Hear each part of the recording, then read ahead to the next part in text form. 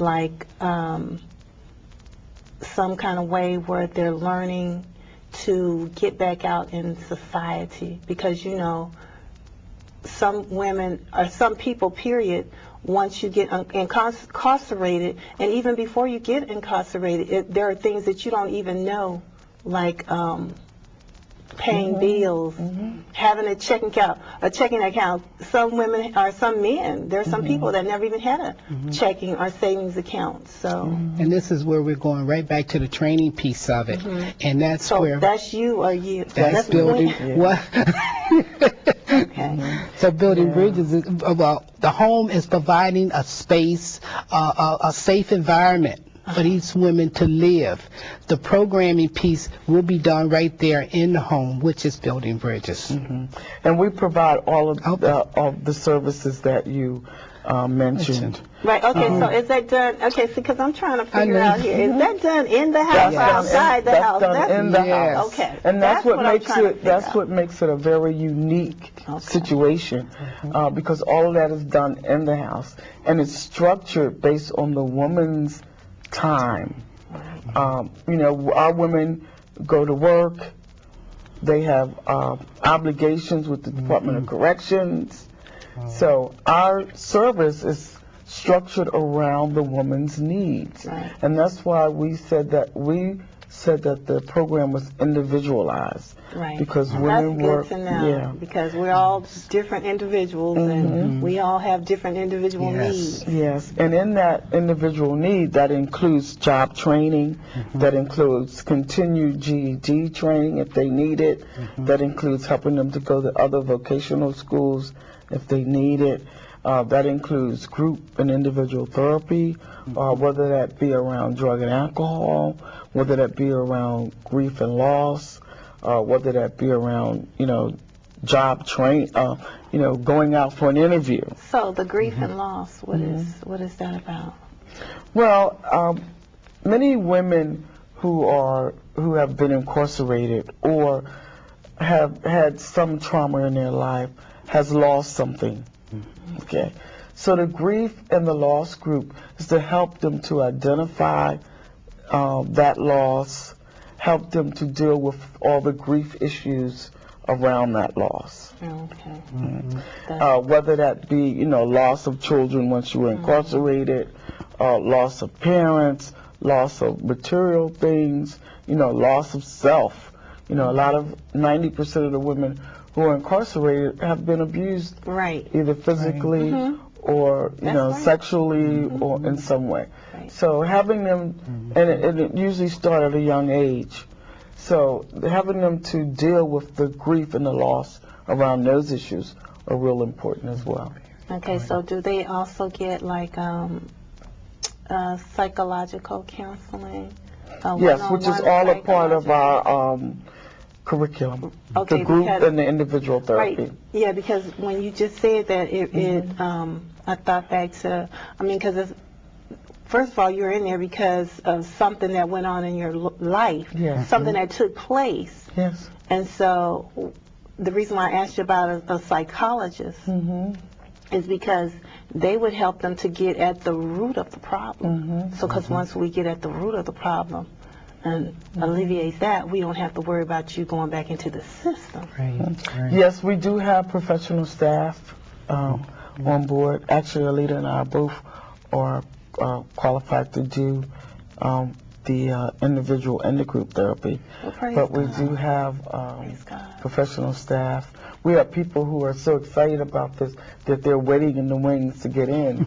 You know, they can't wait until we get, you know, our beds filled. Oh, that's good. That's nice. And are you guys planning on, after this house gets full, you're going to expand and open up another house? We would love to do that.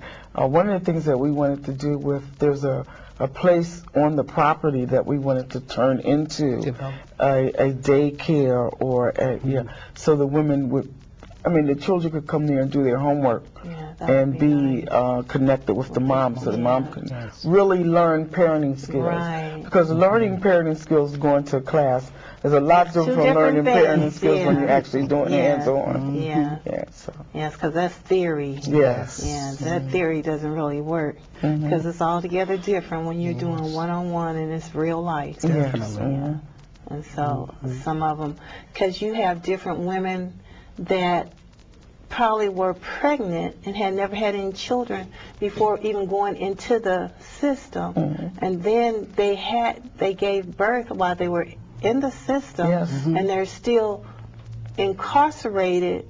So by the time they get out, say that child is like 5 or 6 years old, and you know that woman doesn't know anything about, she hasn't any parenting skills whatsoever. Well, she took, classes maybe in the correction. I work in correction, so, Oh, okay. and actually with the women. So, they do have classes that they take. However, classes and hands-on experience, It's different. are two different things. Right. Okay, that's good to know. Now, I was at the place the other day, and you said something about the CREST program. So, Well, our women come from, the majority of our women will be coming from the women's work release. They're coming out of incarceration, so that's the most likely place for them to come from. okay, so what they do is they come from, because I'm trying to get an understanding. Are they coming from the correction institution first and going into CREST and then to the... Yes, it's a transition. Yeah, they transition from, the majority, it's not all, Right. transition from the Baylor, which is the women's prison in Delaware, and it's the only one throughout the whole state.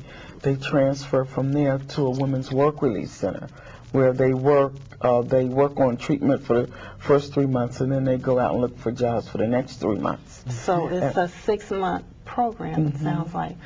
So after your 6 months is there, up there, that's when you're able to transition to where you're at, right? Out in the community. Out into the community, and that's where Because it we'll doesn't pick up. necessarily have to be where you're at, but Right. just into... Okay, let me back up again. When you're transitioning, and I know it doesn't necessarily have to be with you, but wouldn't it have to be in a structured environment? Well, some women opt to go to a structured environment because at that time they're on probation. So as long as they're going to a safe place, it may be home. It may be back home.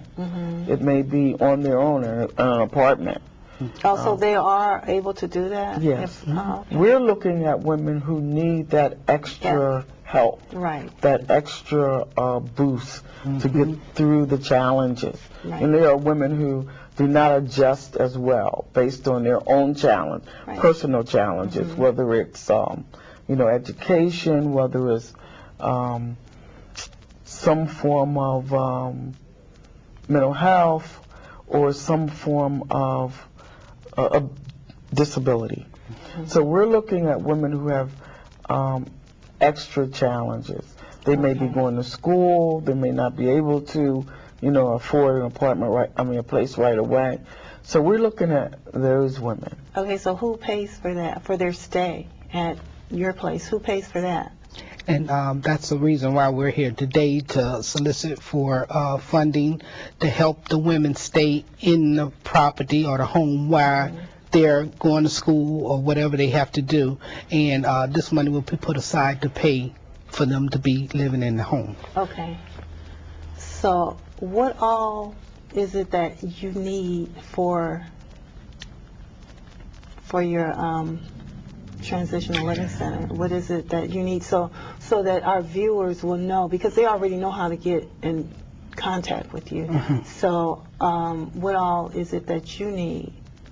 I guess our biggest need now would be to have have funds coming in to help these women offset the expenses, their expenses, to be able to stay in the house, to do what they have to do, to focus on their treatment and to focus on their recovery or whatever, so they can be able to just live in the home. And we're looking for the funds to start generating into the Okay, so like donations. donations and Yeah, we're looking at donations of any kind, really, because we have women who, and when I say women who have